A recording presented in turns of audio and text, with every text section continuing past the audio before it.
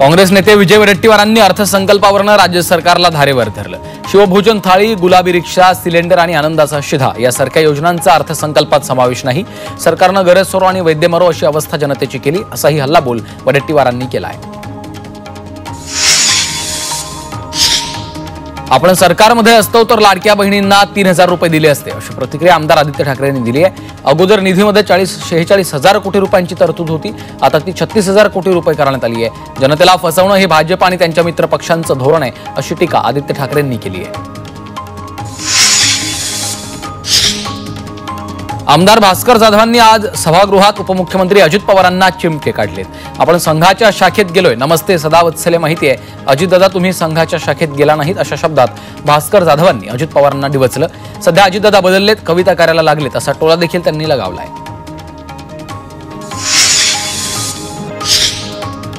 यंदाच्या बजेटमधल्या निधीत राष्ट्रवादीच्या मंत्र्यांना सर्वाधिक निधी मिळाला आहे, तर भाजप दुसऱ्या आणि एकनाथ शिंदेंची शिवसेना शेवटच्या स्थानावर आहे. दरम्यान एकनाथ शिंदेंकडील नगरविकास खात्याच्या निधीला कात्री लावल्याचं दिसतंय. नगरविकासच्या निधीत गेल्या वेळेपेक्षा 10,000 कोटींची कपात झाल्याचं दिसतंय.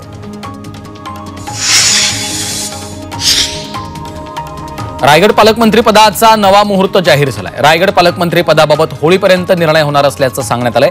रोजगार हमी मंत्री भरत गोगावले यांनी ही माहिती दिली आहे.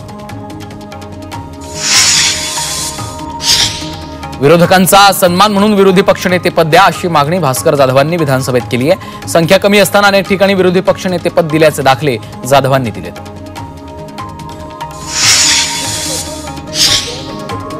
विधानसभेत प्रताप सरनाईक आणि आदित्य ठाकरेंमध्ये जुगलबंदी पाहायला मिळाली. वाहतूक पोलिसांची संख्या वाढवणार का आणि चुकीच्या पद्धतीनं गाडी चालवणाऱ्या चालकांवर दंड वाढवणार का, असा सवाल आदित्य ठाकरेंनी केला.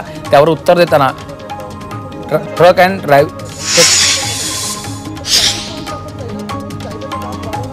अनेक कार्यकर्त्यांमुळे नेते अडचणीत येत असतात, सोबत फोटो काढणाऱ्या कार्यकर्त्यांना रोखता येत नाही, त्यामुळे अनेकदा वाल्याचा वाल्मिकी होतो, अशी प्रतिक्रिया सुधीर मुनगंटीवारांनी दिली आहे. काही कार्यकर्ते दिसताना सभ्य दिसतात, मात्र चूक झाली तर त्यांच्यावर कडक कारवाई केली पाहिजे, असंही मुनगंटीवारांनी म्हटलंय. नाशिकच्या आमदार देवयानी फरांदे यांनी लक्षवेधीच्या माध्यमातून प्रार्थनास्थळावरील भोंग्याचा विषय विधानसभेत मांडला. यूपीमधील सर्व भोंगे बंद केले तर राज्यातही अशी कारवाई करणार का, असा प्रश्न त्यांनी मुख्यमंत्र्यांना विचारला. यावर तपास करून कारवाई करण्यात येईल, असं मुख्यमंत्र्यांनी सांगितलंय. शेखर भोयर यांनी आज मुंबईमध्ये भाजपत प्रवेश केला. चंद्रशेखर बावनकुळे यांच्या उपस्थितीमध्ये पक्षप्रवेश पार पडला. अशोक चव्हाणांच्या सोबत काम करणाऱ्यांना भाजपमध्ये आणण्याचं काम सुरू आहे, अशी प्रतिक्रिया बावनकुळेंनी दिली. कसबा मतदारसंघातील 60 कोटींची जागा रवींद्र धंगेकरांनी विकास करण्यासाठी घेतली, मात्र संबंधित जागा वक्फची असल्याचं सांगून भाजपच्या काही नेत्यांनी त्याविरोधात कोर्टात धाव घेतल्याचा आरोप संजय राऊतांनी केला. त्यामुळे रवींद्र धंगेकर शिंदेच्या शिवसेनेत गेल्याचं राऊतांनी म्हटलंय.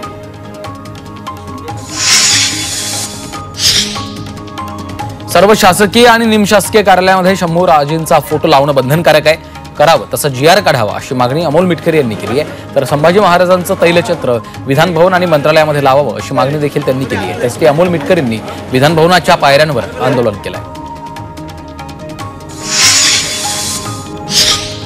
नाशिक बाजार समितीचे सभापती देविदास पिंगळेंविरोधात अविश्वास ठराव मंजूर झालाय. संचालक शिवाजी चुंबळे यांच्या गटानं पिंगळेंना धक्का दिला.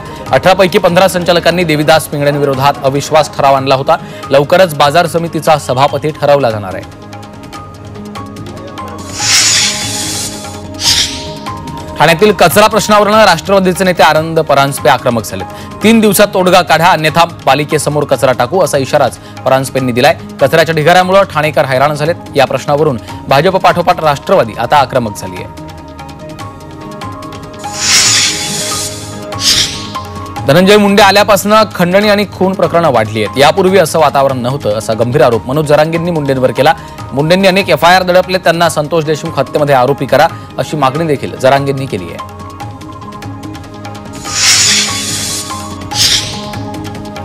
सतीश भोसले उर्फ खोक्यानं चूक केली असेल तर त्याच्यावर तातडीनं कारवाई करा, अशी मागणी मनोज जरांगे पाटलांनी केली. बीडमध्ये एका व्यक्तीला बेदम मारहाण केल्या प्रकरणामध्ये खोक्या मुख्य आरोपी आहे. तो फरार असून पोलीस त्याचा शोध घेत आहेत. चुकीचं समर्थन कोणीच करणार नाही, मात्र चूक असेल तर कारवाई करा, असं जरांगेंनी म्हटलंय.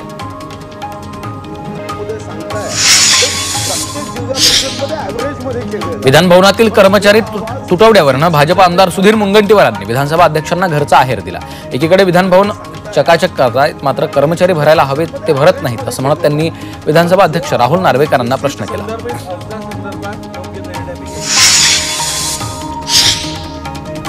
पदोन्नती रखडलेल्या अधिकाऱ्यांना महसूल विभागानं मोठा दिलासा दिलाय। राज्यातील 125 उपजिल्हाधिकाऱ्यांची पदोन्नती करण्याचे आदेश महसूल मंत्री चंद्रशेखर बावनकुळे यांनी दिलेत।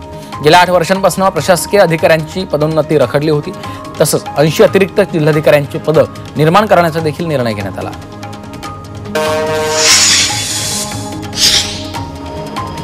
पुण्यातून महत्त्वाच्या शहरासाठी हायस्पीड रेल्वे सुरू करावी अशी मागणी खासदार मेधा कुलकर्णी यांनी राज्यसभेत केली आहे। हायस्पीड रेल्वेमुळे दिल्ली, कोलकाता, चेन्नई आणि हैदराबाद या शहरात विद्यार्थी, उद्योजक, व्यापाऱ्यांना प्रवास करणं सोपं होईल। सोलापुरातील छत्रपती शिवाजी महाराज शासकीय रुग्णालयामध्ये रुग्णांना 800 रुपयामध्ये स्पेशल रूमची सुविधा मिळते। तर रुग्णांच्या सेवेसाठी स्पेशल रूममध्ये fridge, AC, smart TV, internet, oven, gas, geyser, पाण्याचे फिल्टर अशा अनेक सुविधांचा समावेश केला आहे।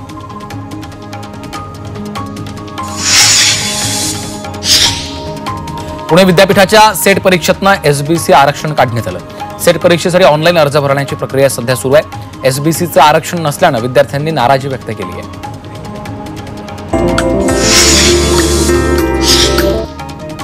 मुंबईकरांना उद्यानामध्ये पुस्तक वाचनाचा आनंद घेता येणार आहे। लोअर परळ भागातील 6व्या उद्यानामध्ये अशा प्रकारचं ग्रंथालय सुरू केलंय।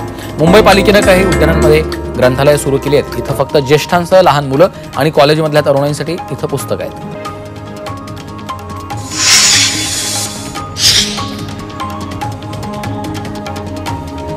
नांदेडच्या शासकीय रुग्णालयामधील बालरोग अतिदक्षता विभागात एका बेडवर झुरळ फिरत असल्याचा व्हिडिओ व्हायरल झाला। या प्रकरणी रुग्णालयाच्या अधिष्ठातांनी चौकशी समिती गठीत केली, तर रुग्णालयामध्ये नियमित पेस्ट कंट्रोल करण्याचे निर्देशही दिलेत।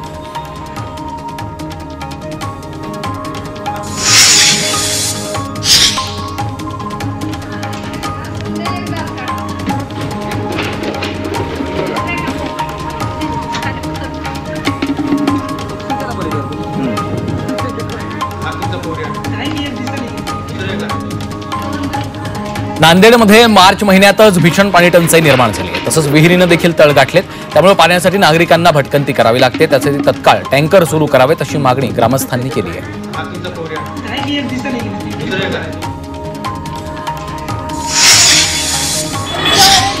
रायगडमधल्या तोंडसुरे गावात महिलांनी हंडा मोर्चा काढला। तोंडसुरे गावामध्ये भीषण पाणी टंचाई निर्माण झाली आहे, त्यामुळे सरकारचा निषेध करत अधिकाऱ्यांना यावेळी महिलांनी जाब विचारला, तर पाणी पुरवठा न केल्यास आंदोलनाचा देखील इशारा दिला आहे।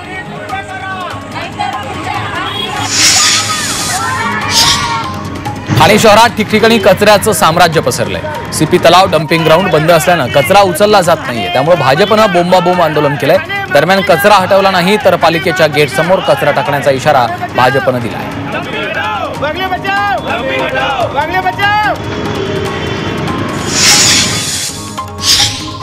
राज्यात अपघातांच्या संख्येत वाढ झाली आहे। अपघातामध्ये मृत्यूच्या घटनाही वाढल्यात।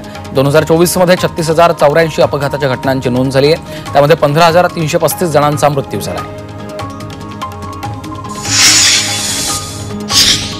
पुण्यात आरटीईमध्ये खोटी माहिती दिल्याप्रकरणी 18 पालकांवर गुन्हा दाखल केलाय। शिक्षण विभागानं ही कारवाई केली आहे। आरोपी पालकांनी त्यांच्या पाल्यांना आरटीईमधील प्रवेश घेण्यासाठी खोटा रहिवासी पुरावा सादर केला, ही बाब उघडकीस आली।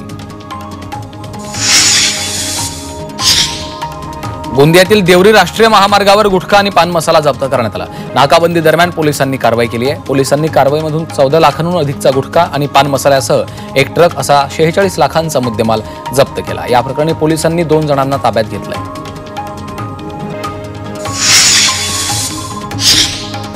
विमा क्षेत्रामध्ये फसवणुकीची तब्बल 86% प्रकरणं जीवन विम्याशी निगडीत आहेत। या फसवणुकीच्या प्रकारामुळे दरवर्षी विमा उद्योगाला तब्बल 30 कोटींचं नुकसान सहन करावं लागतं। यामुळे विमा कंपन्यांना आपल्या 8.5% उत्पन्नावर पाणी सोडावं लागतंय। सोलापुरातील ढेमरेवाडीत वाघाचं दर्शन झालं। या वाघाचा वावर वनविभागाच्या कॅमेऱ्यात चित्रित झाला। या घटनेची माहिती मिळताच वनविभाग आणि रेस्क्यू टीमकडनं घटनास्थळाची पाहणी करण्यात येते, तर वाघाचा शोध सुरू असून नागरिकांना सतर्क राहण्याचं आवाहन केलंय।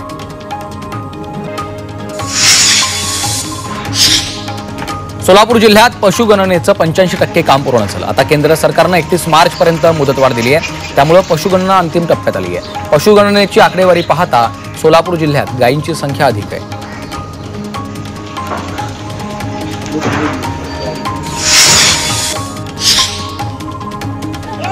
स्वाभिमानी शेतकरी संघटनेनं विधान भवनाच्या बाहेर आंदोलन केलंय। सोयाबीनला हमी भाव मिळावा अशी मागणी करण्यात आली। शेतकरी नेते राजू शेट्टी यांच्या नेतृत्वाखाली हे आंदोलन केलं।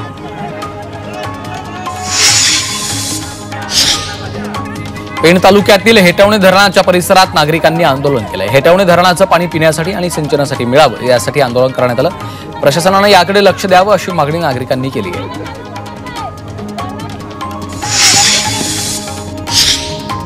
वर्धा जिल्ह्यातील कारंजा इथल्या शासकीय धान्य गोदामामधील हमाल कर्मचारी संपावर गेले। गेल्या 4 महिन्यांपासून त्यांना वेतन मिळालं नसल्याने कर्मचारी संपावर आहेत। वेतन खात्यात जमा होत नाही तोपर्यंत संप कायम ठेवण्याचा इशारा त्यांनी दिला आहे।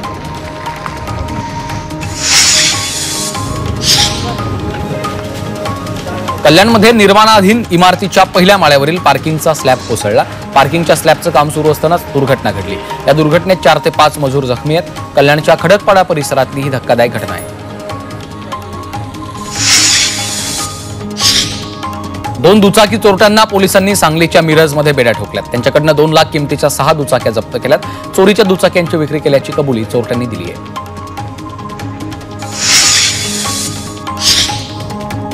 अकोल्यामध्ये मॉर्निंग वॉकसाठी गेलेल्या एका महिलेचा अपघाती मृत्यू झालाय। भरधाव ट्रॅक्टर अनियंत्रित झाल्यामुळे ट्रॅक्टरची ट्रॉली उलटली। यात ट्रॉलीखाली दबून महिलेचा मृत्यू झालाय। सोलापुरात रस्ता ओलांडताना सिमेंट बल्करची एका महिलेला धडक लागली। यामध्ये महिलेचा मृत्यू झालाय। अक्कलकोट सोलापूर रोडवरील मल्लिकार्जुन नगर परिसरात ही घटना घडली आहे। अमरावतीमध्ये दुचाकी आणि ट्रकचा भीषण अपघात झालाय। भरधाव ट्रकनं दिलेल्या धडकेत दुचाकी स्वाराचा जागीच मृत्यू झालाय। बडनेरा बायपासवर ही दुर्घटना घडली आहे।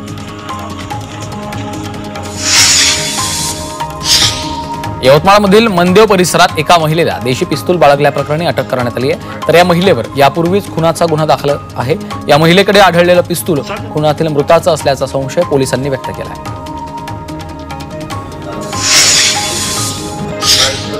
नेवासा तालुक्यातील खरवंडी इथल्या घरफोडी प्रकरणी स्थानिक गुन्हे अन्वेषण पथकानं आरोपींना अटक केली आहे। या प्रकरणी पोलिसांनी 2 आरोपींना मुद्देमालासह जेरबंद केलं। या घरफोडीच्या घटनेत लाखो रुपयांचे सोन्याचे दागिने लंपास केले होते।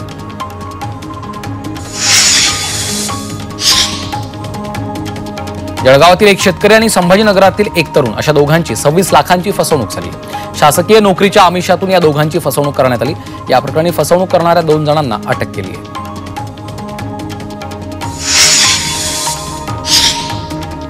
पंढरपूरमधील श्री विठ्ठल रुक्मिणी मंदिराच्या मुख्य गाभाऱ्यातील संवर्धनाचं काम 5 जूनपर्यंत पूर्ण होणार आहे। मंदिर समितीचे सहअध्यक्ष गहिनीनाथ महाराज औसेकर यांनी ही माहिती दिली। तर गाभाऱ्यातील कोटिंग कामासाठी दर्शन वेळेत बदल होण्याची शक्यता आहे। पंढरपुरातील हनुमान मंदिराचं काम हनुमान जयंतीपूर्वी पूर्ण करण्याची मागणी करण्यात आली आहे। हनुमान मंदिराच्या जतन संवर्धनाच्या कामासाठी गेल्या अनेक दिवसांपासून हे मंदिर बंद आहे। या ठिकाणी मोठ्या प्रमाणात हनुमान जयंती साजरी केली जाते, त्यामुळे 12 एप्रिल हनुमान जयंतीपूर्वी मंदिराचं काम पूर्ण करावं अशी मागणी आहे। देहूतील संत तुकाराम महाराज मंदिरामध्ये जगातील सर्वात मोठ्या पगडीचं अनावरण करण्यात आलं। महाराजांच्या या पगडीचा घेराव 30 फुटांचा तर उंची 5 फुटांची आहे। तब्बल 500 मीटर सुती कापडापासून ही पगडी साकारण्यात आली आहे।